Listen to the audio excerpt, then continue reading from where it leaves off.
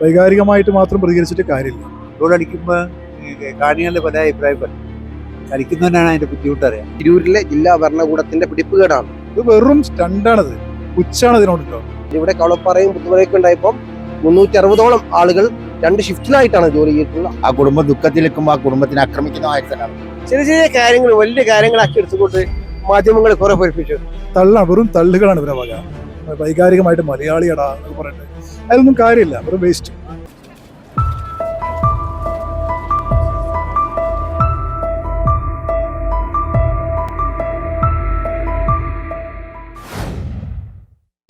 അർജുനായിട്ടുള്ള തിരച്ചിൽ വൈകിപ്പിക്കാൻ കാരണം മലയാള മാധ്യമങ്ങളോ അല്ലെങ്കിൽ യൂട്യൂബ് ചാനലുകളോ അല്ലെങ്കിൽ ചില വ്യക്തികളാണെന്ന് തോന്നുന്നുണ്ടോ? തെറ്റിദ്ധരിക്കപ്പെടുത്തിയിട്ടുണ്ട് കുറച്ച്. എന്ന് വെച്ചാൽ പുഴയിലുണ്ടെന്ന് അവർ ഫസ്റ്റ് പറഞ്ഞത് ഇവർ വീണ്ടും കരയിലെടുക്കാൻ വേണ്ടി മണ്ണെടുക്കാത്ത സമയം പോയി. അപ്പോഴേ സ്റ്റാർട്ട് ചെയ്യാമായിരുന്നു ഈ ഒരു സംഗതി. പക്ഷെ അത് വൈകിപ്പിച്ചു.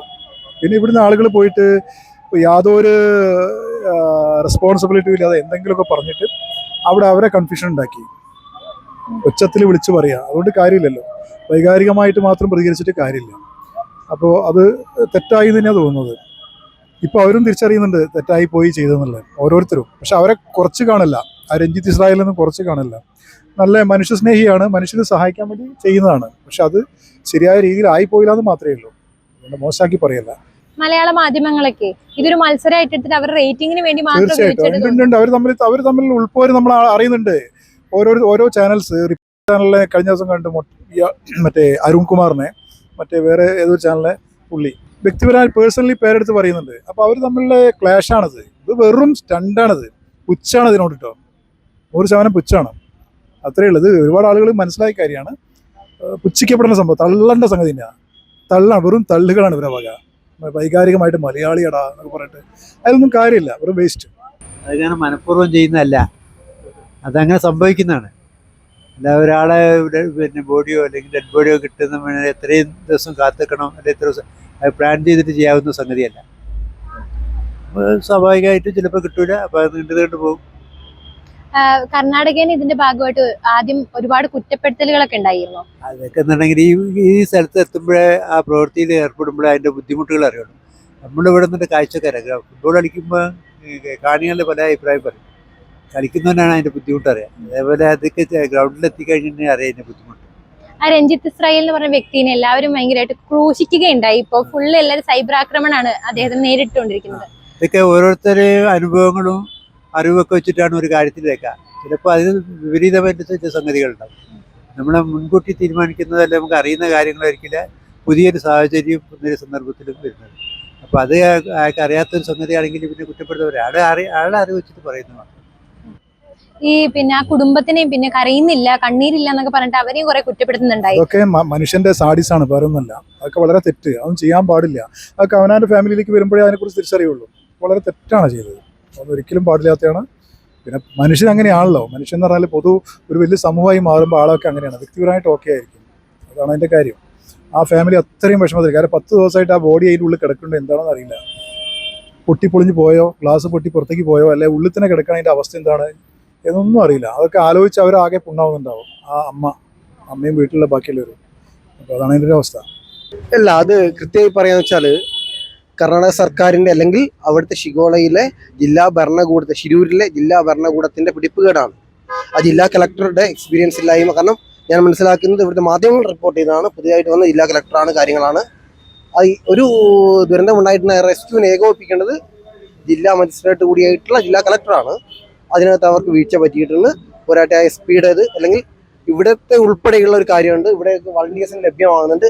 അത്തരത്തിലുള്ള വളണ്ടിയേഴ്സിന് പോലും അവിടെ ലഭ്യമായിട്ടില്ല. അതിനപ്പുറത്തേക്ക് അവിടുന്ന് മണ്ണ് നീക്കം ചെയ്തിട്ടുള്ള ടിപ്പർ ഓടിച്ചിട്ടുള്ള ആളുകൾ, അവരൊക്കെ അത് എന്താ വെച്ചാൽ ഒരു ദിവസം നിശ്ചിതമായിട്ട് എന്ത് ചെയ്യണം, മണ്ണ് മാറ്റം ചെയ്യണം എന്നുള്ള രൂപത്തിനകത്താണ് എന്ത് ചെയ്തിട്ടുള്ളത്, അത് മാറ്റിയിട്ടുള്ളത്. അല്ലാതെ റെസ്ക്യൂ പ്രവർത്തനത്തിന്റെ ഭാഗമായിട്ട് ഇവിടെ കളപ്പാറയും പുത്തുമലയൊക്കെ ഉണ്ടായപ്പോൾ 360ഓളം ആളുകൾ 2 ഷിഫ്റ്റിലായിട്ടാണ് ജോലി ചെയ്തിട്ടുള്ളത്. ആ രൂപത്തിലുള്ള റെസ്ക്യൂ പ്രവർത്തനം അവിടെ ഉണ്ടായിട്ടില്ല.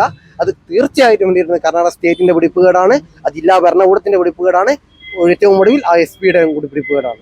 അത് ശരിക്ക് അവിടുത്തെ സർക്കാരിന്റെ അനാസ്ഥയാണ്.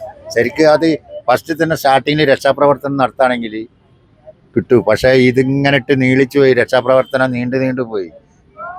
പുഴയിലാണോ ഉള്ളത് കരയിലാണോ ഉള്ളത് എന്നുള്ള സംശയമായി പോയി. അതുകൊണ്ടാണ് ഇപ്പോൾ 12 ദിവസമായത്. ഇപ്പം പറയുന്ന പുഴയിലുണ്ടെന്നാണ്. എന്തായാലും അദ്ദേഹത്തിനെ തിരിച്ചു കിട്ടട്ടെ എന്നുള്ള പ്രാർത്ഥന. ആ കുടുംബത്തിനൊക്കെ ഒരുപാട് കുറ്റപ്പെടുത്തുന്നു അവർ. ആ സൈബർ ആക്രമണം വരുന്നതൊക്കെ വളരെ തെറ്റാണ്. അതിനൊക്കെ കർശനമായ നിലപാട് സ്വീകരിക്കേണ്ടതാണ്. ആ സൈബർ ആക്രമണം ആ കുടുംബം ദുഃഖത്തിൽ നിൽക്കുമ്പോൾ ആ കുടുംബത്തിനെ ആക്രമിക്കുന്ന മാതിരി തന്നെയാണ് ആ സൈബർ ആക്രമണം. ഒക്കെ വളരെ തെറ്റാണ്. നിയമപരമായിട്ട് നേരിടേണ്ട വിഷയം തന്നെയാണ്. ഇവിടുത്തെ മലയാള മാധ്യമങ്ങൾ അതിനൊരു മത്സരമോ അല്ലെങ്കിൽ അവരുടെ റേറ്റിംഗിന് വേണ്ടിയിട്ട് അത് സ്വാഭാവികമായിട്ടും ഈ കാലഘട്ടത്തിനകത്ത് ഏറ്റവും കൂടുതൽ ആളുകളെ പിടിച്ചിരുത്താൻ വേണ്ടിയിട്ട് അവർ ചെയ്യും. അതിന്റെ ഭാഗമായിട്ടുണ്ടായിട്ടുള്ള കാര്യമാണ്, അല്ലാതെ വേറൊന്നും അതിന്റെ ഭാഗമായിട്ടില്ല. അത് മത്സര ബുദ്ധി എല്ലാ മേഖലയിലുള്ള കോമ്പറ്റീഷൻ അതിന്റെ ഭാഗമായിട്ടുള്ള അതിന്റെ കാര്യമാണ്. രഞ്ജിത്ത് ഇസ്രായേലിനെതിരെ ഇപ്പൊ ഭയങ്കര രൂക്ഷമായ സൈബർ ആക്രമണമാണ്. അതിനെ കുറിച്ച് എന്താ പറയാനുള്ളത്? അയാൾ ഏറ്റവും ഇന്നസെന്റ് ആയ മനുഷ്യനാണ്. ഇവിടെ കൃത്യമായിട്ട് ഒരാളെ സ്പെസിഫിക് ചെയ്യാൻ ഒരാൾ എവിടെയാണ് കുടുങ്ങിയിട്ടുള്ള ആർക്കും പറയാൻ വേണ്ടി കഴിയില്ല. പക്ഷേ മറിച്ച് അയാൾ ആ സാധ്യതകളെ, ആ സംഭവ സ്ഥലത്ത്, ആ ദുരന്ത മുഖത്ത് നിന്ന് കിട്ടിയ റിപ്പോർട്ടുകളുടെ അടിസ്ഥാനത്തിൽ മാത്രം പ്രതികരിച്ചിട്ടുള്ള ഒരു വ്യക്തിയാണ്. അയാളോട് പറഞ്ഞിട്ടുള്ള റിങ് ചെയ്തിട്ടുണ്ട്, ഫോൺ റിങ് ചെയ്തിട്ടെന്ന് പറഞ്ഞ ആരാണ്? അതിന് മനാഫായാലും മുതലാളിയാണ്, മറ്റു കാര്യങ്ങളാണ്. ഇവിടുത്തെ നേവിയുടെ തന്നെയാണ്, നേവിയുടേത് മറ്റ് NDRFന്റെയോ എന്തിട്ടുള്ള ഈ റഡാർ സംവിധാനമാണ്. ലോറി അവിടെ ഉണ്ട് എന്ന് പറഞ്ഞിട്ട് അതിന്റെ അടിസ്ഥാനത്തിൽ അയാളുടെ എക്സ്പീരിയൻസിന്റെ പുറത്താണ് എന്ത് ചെയ്തിട്ടുള്ള അയാൾ പറഞ്ഞത് ആ ലോറി ആ മണ്ണിടിച്ചിലിന്റെ ചുവരോട് ചേർന്ന് ഇതിന്റെ മലയുടെ അടിവാരത്തുണ്ടാകുമെന്ന പ്രതീക്ഷ. നമ്മൾ ഏത് കാര്യവും ആളുകൾ എന്ത് ചെയ്യുക, വളരെ പോസിറ്റീവായിട്ടല്ല നമ്മൾ അതിനെ കാണാൻ ശ്രമിക്കുക, അല്ലാതെ ഇല്ലല്ലോ. അതിന്റെ ഭാഗമായിട്ടുള്ള മാത്രമുള്ള പ്രതികരണമാണ്. പക്ഷേ ഏറ്റവും എന്താ വെച്ചിട്ടുണ്ടെങ്കിൽ ഒരു പ്രതിഫലയില്ലാതെ പ്രവർത്തിക്കുന്ന മനുഷ്യരെ ഇത്ര രൂക്ഷമായ സൈബർ ആക്രമണത്തിന് വിധേയമാക്കുമ്പോൾ ഉണ്ടാകുന്ന പ്രശ്നം എന്താ വെച്ചാൽ ഇത്തരം സന്നദ്ധ പ്രവർത്തനങ്ങൾക്ക് ഇനി ഇറങ്ങാതിരിക്കും എന്നുള്ളതാണ് ഏറ്റവും വലിയ പ്രശ്നം. നിങ്ങളായാലും ആരായാലും നമ്മൾ ഒരു നിസ്വാർത്ഥമായ സേവനം ചെയ്യുമ്പോൾ അതിനൊന്നും പ്രതിഫലം മോഹിക്കാതെ ചെയ്യുമ്പോൾ അതിന് ഒരു മഹാഭൂരിപക്ഷം വരുന്ന സമൂഹം ഒറ്റപ്പെടുത്തുകയും ചെയ്താണ് ഉണ്ടാകുന്നത്.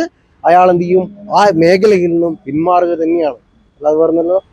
മലയാള മാധ്യമങ്ങളെ ആവശ്യമില്ലാണ്ട് ഒരുപാട് പൊട്ടിപ്പുറപ്പെടുവിച്ചത്. ഒരു മനുഷ്യന് ഒരു അത്യാവശ്യം അപകടത്തിൽ പൊട്ടി അതിനെങ്ങനെ വലുതാക്കി പീഡിപ്പിച്ച് ഇന്നത്തെ മാധ്യമങ്ങൾ അങ്ങനെ ഒരു വേണ്ടാത്ത നല്ല കാര്യങ്ങളും ചെയ്യാണ്ട് ചെറിയ കാര്യങ്ങൾ വലിയ കാര്യങ്ങളാക്കി എടുത്തുകൊണ്ട് മാധ്യമങ്ങൾ കുറെ പൊരിപ്പിച്ചു.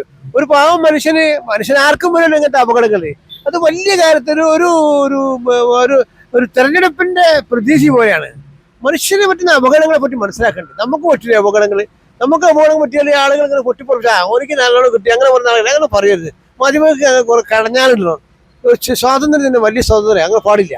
എന്താണ് ഈ രക്ഷിക്കുക എന്ന് പറഞ്ഞാല് അപ്പൊ നമുക്ക് വളരെ മനസ്സിലാവേണ്ട ഒരു കാര്യം എന്താ അറിയോ, ഒരു 10 ദിവസമായിട്ട് ഒരു ഡെഡ് ബോഡി തന്നെ ആയിരിക്കും, അതെടുക്കാൻ സാധിച്ചില്ല എന്ന് പറഞ്ഞാൽ നമ്മളത് എന്ത് കഴിവാണുള്ളത് നിങ്ങൾ പറഞ്ഞേരി. നമ്മുടെ രാജ്യത്ത് ഡിഫൻസ് എന്താ ഉള്ളത്? ഇവിടൊക്കെ ചില നമ്മളിപ്പോ പെരുമൺ ദുരന്തം, കടലണ്ടിയിലെ ദുരന്തം എന്നൊക്കെ പറഞ്ഞു നടന്നത് എത്ര സ്പീഡിലാണ് ആളുകളെ പല ഭാഗത്തും ജനങ്ങൾ കൊണ്ടുപോയിട്ട് അവർ രക്ഷപ്പെടുത്തിയിട്ടുണ്ട്. അപ്പൊ ഈ സൈബർ ആക്രമണം എന്നൊക്കെ പറഞ്ഞാല് ജനങ്ങളെ എന്തെങ്കിലും ദൃശ്യമാധ്യമങ്ങളെ പല ജാതിയിൽ മനുഷ്യരെ ഉപദ്രവിച്ചു കൊടുക്കുന്നു. പാവപ്പെട്ടവരെയും രാഷ്ട്രീയക്കാരും കൂടിയിട്ട് ആളുകളുടെ തലയിലെ ചോറ് കുട്ടിച്ചോറാക്കാൻ തുടങ്ങി. അതങ്ങനെ തന്നെയാണ്. അങ്ങനെ പിന്നെ ഇവരുടെ തമ്മിലുള്ള അങ്ങോട്ടും ഇങ്ങോട്ടുള്ള അഭിപ്രായ വ്യത്യാസങ്ങൾ കൊണ്ടൊക്കെ തന്നെ അത് നീണ്ടുപോകണത്. അല്ലെങ്കിൽ ഇപ്പൊ അതെപ്പോഴും പെട്ടെന്ന് എടുക്കാനും പിടിക്കാനൊക്കെ പറ്റിയിരുന്നു. അപ്പൊ അതിന്റെ ഒരു ഇത് ഉണ്ടെന്ന് അത് പൊതുവെ എല്ലാവരും സംസാരം ഉണ്ട് അതിനെ പറ്റിയിട്ട്. തെറ്റിദ്ധരിപ്പിക്കണം. കുറെ തെറ്റിദ്ധരിപ്പിക്കൽ ഉണ്ടാകുന്നുണ്ട് ഇതിന്റെ ഇടയിൽ കൂടി. അതൊക്കെയാണ് ഇതിന് തെരച്ചിലിന് വൈകുന്ന കാരണം. മറ്റേ രഞ്ജിത്ത് ഇസ്രായേല്, പിന്നെ അത് കൂടാതെ അങ്ങനെ ഒട്ടേറെ പേര് അവിടെ പോയി. എന്നിട്ട് അവരിതിനെ ശരിക്കും ഒരു മത്സരമായിട്ട് തന്നെ എടുത്തിട്ടുണ്ടായിരുന്നു. അപ്പൊ മലയാളികളുടെ വൈകാരികതനെ അവരൊക്കെ ചൂഷണം ചെയ്യാന്നുള്ള ഒരു അഭിപ്രായം ഉണ്ടോ? അത് ഉണ്ടാവും, അതുണ്ട്. അങ്ങനെ തന്നെയാണ്. മലയാളീസിനോട് എപ്പോഴും അവർക്കൊക്കെ ഒരു തന്നെയാണല്ലോ. അപ്പൊ ഉണ്ടാവും, അതിന്റെ ഒരു ഇത് ഉണ്ടാവും എപ്പോഴും. കർണാടക അത്ര ക്ലിയർ ആണെന്നുള്ളത് പറയാൻ പറ്റില്ല. എന്നുവെച്ചാല് കേരളത്തിനോട് അവർക്ക് പൊതുവെ ഒരു താല്പര്യ കുറവാണ്. അപ്പൊ അവര് നമ്മോട് അത് കാണിച്ചുകൊണ്ടേയിരിക്കും. എപ്പോഴും കേരളക്കാരോട് ഒരു താല്പര്യം ഇല്ലാത്ത ഒരു ഇതാണ് കാണിച്ചുകൊണ്ടിരിക്കുന്നത്. ഒരു പുഴയിൽ ഒരാള് വീണ് പറഞ്ഞാല് ആളെ നോക്കുന്ന അവിടുത്തെ ജനങ്ങൾ നോക്കും, പിന്നെ ഗവൺമെന്റ് ആളെ അയച്ചു കൊടുക്കും. അങ്ങനെയൊക്കെയല്ലേ ചെയ്യാൻ. പെട്ടെന്ന് ഇപ്പോൾ ഒരു യുദ്ധം തന്നെ ചെയ്യണമെങ്കിൽ നിങ്ങൾ ചോദിച്ചെന്താ പെട്ടെന്ന് യുദ്ധം ചെയ്യോ? യുദ്ധം ചെയ്യാനുണ്ടെങ്കിൽ യുദ്ധത്തിന് വേണ്ടി സജ്ജീകരണങ്ങൾ തയ്യാറാക്കി എന്തുകൊണ്ടാണ് അപ്പൊ നമ്മൾ എന്തുകൊണ്ടാണ് യുദ്ധം ചെയ്യാനുള്ള അതുങ്ങളൊക്കെ ആക്കി അതിന് വലിയ വൻ സ്ഥലങ്ങളിലൊക്കെ ഓർഡർ കിട്ടണ്ടേ? ഓർഡർ കിട്ടിയേ ചെയ്യാൻ പറ്റുള്ളൂ. ഇത് ചെറിയ ചെറിയ ഒരു മല ഒന്നായിട്ട് വരികയാണെങ്കിൽ നമുക്ക് എന്ത് ചെയ്യും, ഒരു അപകടം നേരിടാണ്. ഇപ്പൊ നമ്മളെ ഈ മൈതാനം പെട്ടെന്ന് പൊട്ടിപ്പോരുവാണെങ്കിൽ ആർക്കും എന്ത് ചെയ്യുക, എല്ലാവരും ഓടുകയില്ല. കുട്ടികളെ എടുത്തിട്ട് അമ്മമാർ കുട്ടികളെ വലിച്ചെറിഞ്ഞ് ഓടും. ദുരിതം വരുമ്പോൾ അങ്ങനെ തന്നെ അങ്ങനെ പറയുന്നത് പെട്ടെന്നൊന്നും ചെയ്യാൻ ഗവൺമെന്റ് അതൊക്കെ ആസൂത്രണം ചെയ്ത് അതിലല്ലെങ്കിൽ ഒരു യുദ്ധമുഖമൊന്നുമല്ലല്ലോ, ഒരാളുകൾ ഒഴിഞ്ഞൊരു സ്ഥലത്ത് ഒരു ഒഴിഞ്ഞ സ്ഥലത്ത് നിന്നുകൊണ്ട് ചെയ്യല്ലേ, ഒരു ആളുകളൊന്നുമില്ല. അങ്ങനെ എത്തിപ്പെട്ട് അങ്ങനത്തെ ഭയങ്കര മഴ, നിങ്ങൾ പറഞ്ഞില്ലേ 7 ദിവസമൊക്കെ ഈ വലിയ വലിയ ഹെലികോപ്റ്ററൊക്കെ തകർന്നിട്ട് വലിയ ഡിഫൻസ് ഒക്കെ ഉണ്ടായിട്ട് അവിടെ പോയി എത്താൻ കഴിയൂല. കാരണം ഹെലികോപ്റ്ററിൽ പോയിട്ട് എത്തേണ്ട സ്ഥലങ്ങളിലേക്ക് പറന്നെത്താൻ കഴിയാത്തതുകൊണ്ട് അപ്പോൾ ഓടിപ്പോയി എടുക്കാൻ കഴിയും. അങ്ങനെ 7-10 ദിവസം കഴിഞ്ഞിട്ട് കുറെ ആൾക്കാർ രക്ഷപ്പെട്ടവരും മരിച്ചവരൊക്കെ ഉണ്ട്. ഇങ്ങനെയൊക്കെ തന്നെ സാധിക്കുള്ളൂ. നിങ്ങൾ വിചാരിക്കുന്നവർ, നമ്മളിപ്പോൾ മനസ്സുകൊണ്ട് വിചാരിക്കുന്നവർ അല്ലെങ്കിൽ കമ്മ്യൂണിക്കേഷൻ്റെ മാതിരിയൊന്നും നടക്കൂല, ഒരാൾക്ക് രക്ഷപ്പെടുത്താൻ സാധിക്കില്ല. അതിൻ്റെ ഏറ്റവും കുറഞ്ഞ അവന് ഭാഗ്യം ഉണ്ടെങ്കിൽ അവൻ രക്ഷപ്പെടും. ഇപ്പോഴല്ലേ ഇപ്പോൾ ആ ചങ്ങായിനെ സൗദി അറേബ്യയിലെ ജയിലിൽ ശിക്ഷിച്ച ആള് കേരളത്തിലെ ജനങ്ങള് ഒന്നാകെ അയാൾക്ക് 10-38 കോടി രൂപ കൊടുത്ത ആളെ രക്ഷപ്പെടുത്തില്ലേ? അതൊക്കെ നല്ല മനസ്സുള്ള ആളുകളാ. അപ്പൊ നിങ്ങൾ പറഞ്ഞ ഓടിച്ചെന്നിട്ട് ഇപ്പൊ ആ മണ്ണിനുള്ള ഒരാളെ, ഒരു മണ്ണിന്റെ അകത്ത് കിടന്നാൽ ഒരാളെ കിട്ടുമോ? നമ്മളെല്ലാം ഇപ്പൊ ഒരു കാല് കുടി കഴിഞ്ഞാൽ മണ്ണിനകത്ത് നമ്മൾ കാല് കുട്ടിയാൽ നമ്മൾ എന്ത് ചെയ്യാൻ പറ്റും? നമുക്ക് ഒന്നിക്കാൻ കഴിയോ? ഒരാളെ സഹായം വേണം. ഒരു ചളിയിൽ പൂണ്ടാല് വേറൊരാളെ സഹായം സ്വന്തം എണിച്ച് വരാൻ കഴിയില്ല. ആണ്ടാണ്ട് ഇങ്ങനെ പോകും. പിന്നെ കൈ ഇങ്ങനെ നീട്ടിപ്പിടിച്ചെങ്കിലേ നമുക്ക് പോകാണ്ടിരിക്കുള്ളൂ. അപ്പൊ നമ്മൾ എന്തെങ്കിലും ധരിച്ചുകൊണ്ട് ഒരു ടെക്നോളജി ഇല്ലാണ്ട് ഒരു ബുദ്ധിയില്ലാത്ത സംസാരത്തിന് എന്താ കാര്യമുണ്ട്? ജനങ്ങൾക്ക് അങ്ങനത്തെ ഇതൊന്നും അറിയില്ല. രക്ഷപ്രവർത്തനങ്ങൾ നടക്കാന്നൊക്കെ പറഞ്ഞാൽ പെട്ടെന്ന് ഓടി വന്ന് ചെയ്യാൻ പറ്റും രക്ഷപ്രവർത്തനങ്ങൾ. പിന്നെ അവിടെ ജനങ്ങൾ കൂടുതലുണ്ടെങ്കിൽ ഓല് വരൂ. ഞാൻ ഈ അടുത്ത കാലത്ത് ഇവിടെ പോയിരുന്നു, അവനാശി എന്ന സ്ഥലത്ത്. അവനാശിയിൽ പോകുമ്പോൾ നമ്മളെ വണ്ടി ഒരു സ്കൂട്ടറിന് മേലെ തട്ടി. നമ്മുടെ KSRTC വണ്ടിയിലാണ്. ആ വണ്ടി സ്കൂട്ടറിന് മേലെ തട്ടിയപ്പോൾ അവിടെ നിന്ന് വയലുന്ന ആൾക്കാർ വന്ന് രാത്രി അപകടം പറ്റിയ ആളെ മേത്തേക്ക് വെള്ളം ഒഴിക്കുക ചെയ്യുന്നത്. വെള്ളം ഇങ്ങനെ കൊണ്ടുവന്ന് കൊടുക്കണമായിക്കാണ് ആ തളർന്നു നോക്കുന്നത്. പിന്നെ കുറേ കഴിഞ്ഞപ്പോൾ ആംബുലൻസ് വരുന്നത്. അപ്പോൾ അത് അവര് രക്ഷപ്പെട്ടെന്ന് പറയാൻ പറ്റില്ല. അപ്പോൾ ആളുകൾക്ക് അപ്പം എന്താ കിട്ടുന്നത് ആ ചെയ്യും. വെള്ളം ഒഴിക്കുകയെ പിടിച്ചു വലിക്കുകയെ കയറ്റുകയൊക്കെ ചെയ്യും.